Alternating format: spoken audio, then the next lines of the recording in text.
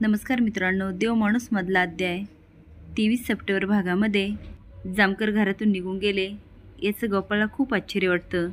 तो विचार करतो का गेले असतील. पण लाली अचानक म्हणते शेतावर कोणीतरी भेटायला येणार होतं असं म्हणत होते. आता मात्र गोपाळला ती चिठ्ठी आठवते.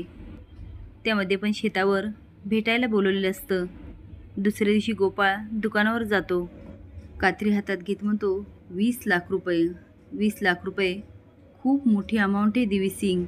आधी त्या माधुरीला फसावं लागणार, तशी पण ती जाळ्यातच आलेली आहे. तिच्याकडून मी 20 लाख रुपये घेतो. तेवढं त्याला आवाज येतो, हे मी होऊ देणार नाही. तो आता वर बघतो तर बाहेर लाली असते आणि माधुरीला म्हणत असते, तुला माझ्या नवऱ्यासोबत लग्न करायचे? एवढ्या सहजासहजी लग्नाला कशी तयार झालीस ग?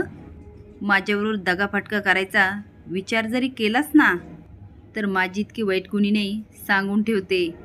आता माधुरी पण खुन्नस दाखवत म्हणते, काय करणारीस तू?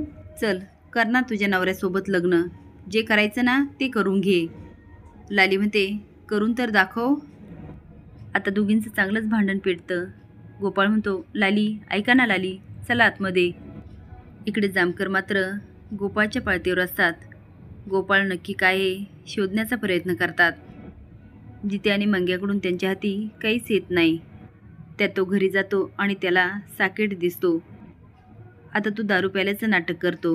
आर्या म्हणते, पुन्हा पिलास ना, पुन्हा पिलास ना, मी तुला सोडणार नाही. जामकर म्हणतात, चिमणे मी नाही पेलो, अगं गंमत करत असतो. साकेटला म्हणतात, बघ बघ वाज घेऊन बघ. आर्या म्हणते, ठीक आहे. आता साकेट हसायला लागतो. तेवढे आर्या जाते आणि पैसे घेऊन येते आणि देत म्हणते, दादा ही माझी पहिली कमाई.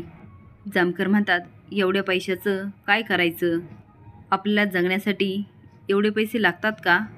साकेट म्हणतो, अहो तिला बिझनेस करायचा आहे. आता जामकर मोठ्याने ओरडतात, तू तू फूस लावलीस. आर्या म्हणते, नाही दादा, साकेटने मला काहीच सांगितलं नाही. जामकरला आता खूप राग येतो आणि ते बाहेर निघून जातो. चिठ्ठीत सांगितल्याप्रमाणे गोपाळ शेतावर जातो. एका झाडाखाली गेल्यानंतर त्याच्या चेहऱ्यावर रक्त पडतं आणि समोर बरेच पैसे पडलेले असतात. आता गोपाळ वर बघतो तर माधुरीला कुणीतरी मारून वर अडकवलेलं असतं. गोपाळ विचार करतो, माधुरीला कुणी मारलं? त्याचं लक्ष जातं तो आप्पा हातामध्ये कुऱ्हाड घेऊन चाललेली असतात. त्याचं अजून दुसरीकडे लक्ष जातं तो लाली. तर लाली पदराला कोयता पुसत असते. हे सगळं दृश्य बघून गोपाळचे होशच उडतात. तो माधुरीचा खून ह्या दोघांनी केला. आता घरी गेल्यानंतर आप्पा आणि लाली यांच्यासमोर गोपाळचं काय होणार हे बघण्यासाठी लाईक आणि सबस्क्राईब करा. धन्यवाद.